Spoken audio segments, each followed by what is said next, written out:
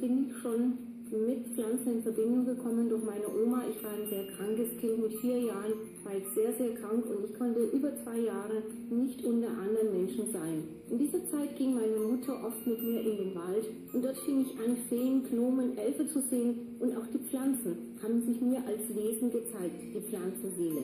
So habe ich schon sehr früh gelernt, mit Pflanzen zu kommunizieren. Später dann fing ich an, mich mit den Pflanzen wirklich zu beschäftigen, und zwar im Sinne von Ausbildung, Studium. Ich habe Pharmazie studiert, später dann, nach langen Jahren in der Apotheke, machte ich noch meinen Heilpraktiker und immer waren die Pflanzen bei mir. In dieser Zeit, schon lange vorher, fing ich an, für Menschen Karten zu legen. Damals waren es die Lenormand, damals waren es die Tarotkarte und auch noch viele andere Texte. Und überall hat mir eine Sache gefehlt, die Gefühle. Die Gefühle der Menschen konnte ich nicht wiedergeben. Wir haben die Pflanzen gefüllt. Eines Tages habe ich an eine Sache gedacht. In unserer Gegend wurden die Pflanzen geworfen. Man hat sich hingestellt, hat eine Handvoll Kräuter, Pflanzen, Blätter genommen oder auch Pilze und hat sie einfach geworfen in diese Zweige hinein.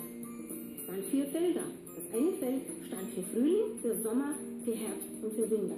Und je nachdem, wo eine Pflanze gefallen ist, konnte man sagen, was in dieser Zeit zum Beispiel im Frühling oder im Sommer passiert. Wenn da die rote Rose lag, hat es damals schon geheißen, jetzt kommt die Ehe. Es war die Ehestandspflanze. Und aus diesem Wissen heraus fing ich an, selber mein Pflanzenorakel zu kreieren. Zuerst habe ich Bildchen gemalt von Pflanzen. Da konnte ich natürlich nicht in die Öffentlichkeit mitgehen, aber ich habe lange Zeit schon am Telefon für meine Kunden mit diesen Bildchen gearbeitet. Später dann bin ich zu einer Grafikerin gegangen, habe selber alle Pflanzen fotografiert und aus diesem heraus ist mein Pflanzenorakel entstanden. Ich habe die Aura der Pflanzen eingefangen und das sind die Farben. Mein Pflanzenorakel ist in verschiedene Farben unterteilt. Das sind eigentlich auch Wege, ein Weg der Liebe, ein Weg des Erfolges, einen persönlichen Weg, einen Weg des Untergangs, ein Weg der Spiritualität. Und das alles spiegelt sich in diesen Farben wieder. So ist mein Pflanzenorakel entstanden. Und heute mache ich nichts anderes, auch im TV, wie dieses Hexenrad zu legen.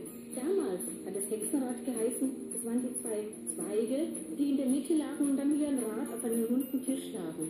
Heute ist es mein Pflanzenorakel. Das ist meine Legung, die Legung des Pflanzenorakels, und ich lege sie noch genauso, wie sie damals vor alter Zeit in meiner Gegend gelegt worden ist.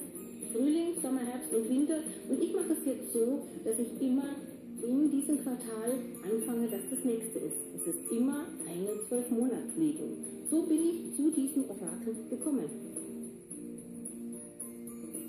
Die Pflanzenkarten schauen in die Gefühle der Menschen. Und nur wenn wir die Gefühle der Menschen wirklich können, können wir auch wirklich in die Zukunft sehen.